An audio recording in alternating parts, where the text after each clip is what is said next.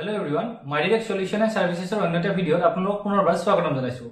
অসমত আপুনি এটা এনজিও গঠন কৰি সোসাইটিৰ বিভিন্ন দিশত এক্টিভিটি কৰিম বুলি ভাবি আছে নেকি?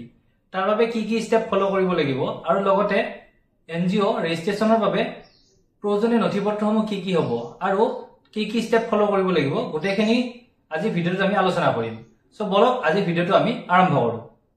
এনজিওৰ ফুল ফৰ্ম হৈছে নন গভৰ্ণমেণ্টেল অৰ্গেনাইজেশ্যন অৰ্থাৎ বেচৰকাৰী সংস্থা যিয়ে সোসাইটিৰ বিভিন্ন দিশ যেনে education, art and culture, health, environment, rural development, women empowerment, skill development আদিৰ ৱেলফেয়াৰৰ হকে এক্টিভিটি কৰে, যাক আমি সোসাইটিজ ৰেজিষ্ট্ৰেশ্যন এক্টৰ অধীনত ৰেজিষ্ট্ৰেশ্যন কৰিব পাৰোঁ।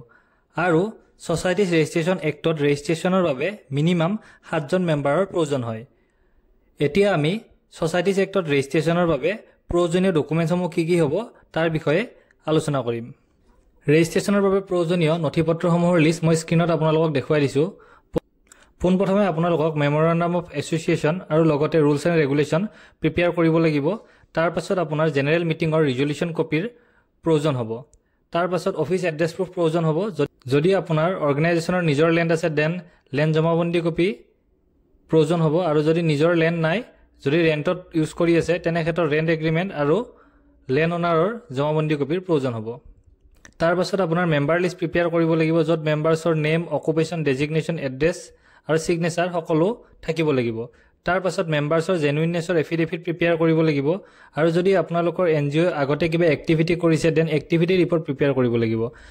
আৰু শেষত সকলো সদস্যৰ আধাৰ কাৰ্ড, পান কাৰ্ড আৰু ভোটাৰ আইডিৰ প্ৰয়োজন হ'ব। চ' এইখিনি আছিল প্ৰয়োজনীয় নথিপত্ৰ। এতিয়া আমি ৰেজিষ্ট্ৰেশ্যনৰ বাবে কি কি ষ্টেপ ফ'ল' কৰিব লাগিব এই ষ্টেপখিনিৰ বিষয়ে চাম। মই স্ক্ৰীনত ষ্টেপ ৱাইজ আপোনালোকক দেখুৱাই দিছোঁ ৰেজিষ্ট্ৰেশ্যনৰ বাবে আপোনালোকে কি কি কৰিব লাগিব। পোনপ্ৰথমে আপোনালোকে EODB আছাম পৰ্টেলত এটা চিটিজেন একাউণ্ট ক্ৰিয়েট কৰিব লাগিব। তাৰ পাছত আপুনি UBIN নাম্বাৰৰ বাবে কমন এপ্লিকেশ্যন ফৰ্ম ফিল কৰিব লাগিব, আৰু কমন এপ্লিকেশ্যন ফৰ্ম ফিল কৰাৰ পাছত আপোনালোকে UBIN নাম্বাৰ লাভ কৰিব। তাৰ পাছত আপোনালোকে ছ'চাইটি ৰেজিষ্ট্ৰেশ্যনৰ ফৰ্ম ফিল কৰি ছাবমিট কৰিব লাগিব। ফৰ্ম ছাবমিট কৰাৰ পাছত আপোনালোকে একনলেজমেণ্ট নাম্বাৰ পাব। সেই একনলেজমেণ্ট নাম্বাৰ আপোনালোকে ৰাখি ল'ব, যাৰ সহায়ত আপোনালোকে পিছত এপ্লিকেশ্যন ষ্টেটাছ ট্ৰেক কৰিব পাৰিব।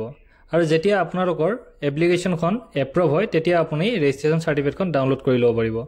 চ' ফ্ৰেণ্ডছ, এইখিনিয়ে আছিল গোটেই প্ৰচিডিঅ'ৰ।